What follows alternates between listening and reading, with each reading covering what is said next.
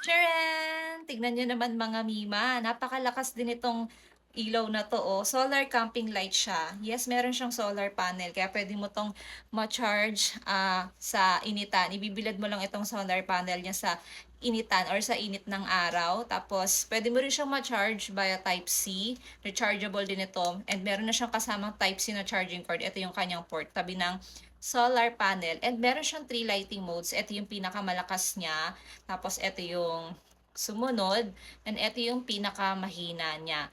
And pwede mo 'tong maging camping light kasi ayan, meron siyang portable hook design, ayan oh. Kaya pwede mo siyang masabit sa tent nyo. Ang ganda oh, ang lakas ng kanyang ilaw, hindi siya harsh.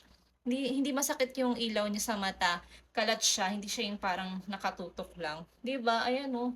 Ang lakas niya eh. Pwede mo siyang maging emergency light kapag nawalan din ng kuryente diyan sa mga bahay nyo. Tapos napaka-affordable lang and makakatipid ka din sa kuryente nito. 'Di ba? Ayan, kung gusto mo rin ng ganitong klaseng emergency light, ilalagay ko na lang 'to sa yellow basket ko.